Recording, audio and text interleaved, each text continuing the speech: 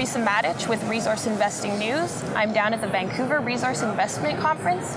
Here with me today is the Honorable Darrel Pasloski, Premier of the Yukon. Thank you for joining. So there's been quite a bit of excitement about the gold rush in the Yukon, and prospects in recent years have changed. Some are calling it a second gold rush. So where does that stand today?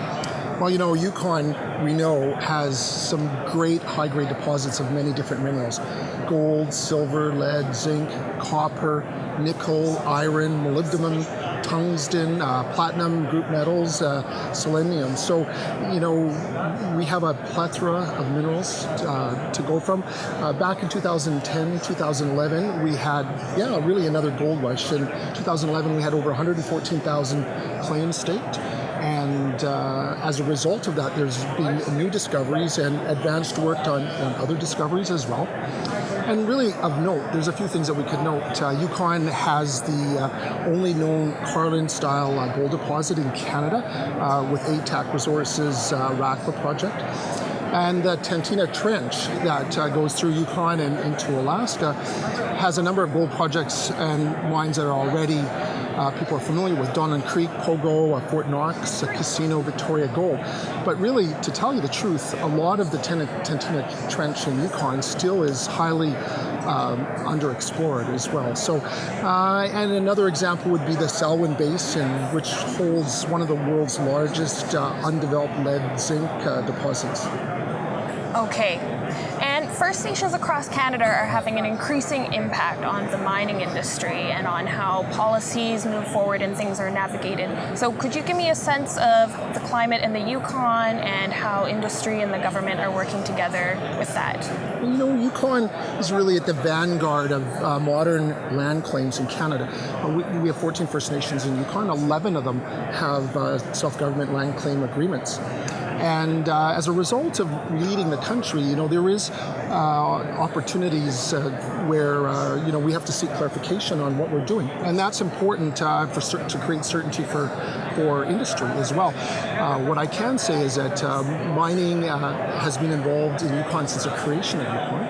And the mining industry is the largest employer of First Nation people in Yukon. And all of the companies that are here with us at Cambridge House today have partnerships with the First Nations in their respective areas as well. And another worthy note is that all of these First Nations have development corporations that are very keen, very interested in being engaged and promoting and being involved in the mining industry. Okay. And power is a big question in the mining industry, especially in remote areas. So what is being done in the Yukon to help develop power projects? Well, right now we are converting our backup diesel system. We're replacing that with LNG, which of course we know is cleaner burning and it's cheaper. As a result of that infrastructure that we're creating, it creates an opportunity because some of the projects in Yukon are looking for LNG as well. I could name Wellgreen Platinum and Western Copper and Gold's Casino project. So by us doing this work now really helps, for example, to create a primary supply chain that they could also tie into. We're also investing in increasing the capacity of our transmission between Stewart Crossing and Keno. That's an area that has the Alexco's Belokino project and our mine, and also Victoria Gold's project, and there's also some other projects in that area as well. We're also working with Alaska through an MOU to look at the possibility of a transmission intertie between Southeast Alaska and Yukon as well. And our biggest project right now is that we've now moved forward with the planning to build a new hydro dam, and really that's what we see that will create that renewable, reliable price, price predictable power for the future. Really, I believe that will create prosperity for Yukoners, not only economically, but socially and culturally as well for many, many years. And when we can provide a renewable, price predictable power, I think that allows some projects that maybe weren't looking as feasible before to be able to become feasible and increase that economy that we all want, to the benefit of Yukoners, to the benefit of the mining industry, and of course to the benefit of the investors as well. Okay. And on that note, there has been a rise in capital costs over the last decade. And because of that, miners are shelving more expensive projects. So can you build a reasonably priced mine in the Yukon, and can you give some examples? Yes, you can.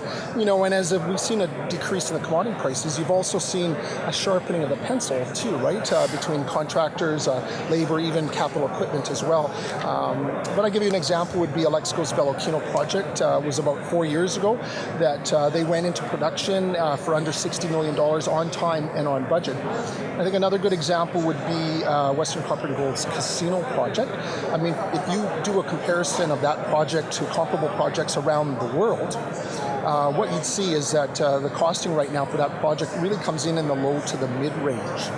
So the short answer to your question is yes. Okay. And where do you see the future of exploration headed in the Yukon? I think it's very bright. As I've mentioned, we are underexplored right now. There's over 2,700 mineral occurrences in Yukon, and that's only covering an area of about 10 to 12% of Yukon's landmass. So there's a lot of opportunity.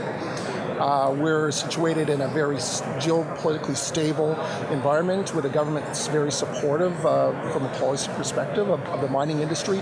We're working with the mining industry to ensure that we get things done properly. So, some examples of investment in this last year, I could mention Wellgreen Platinum and Camanachd Gold, who are two of only 26 companies that are involved with the TSXV Venture Exchange that were identified to be able to get more than $10 million of investment in 2014, which is quite significant. And I think what it does is it really speaks to those projects, but also speaks to the investment in projects in Yukon as well.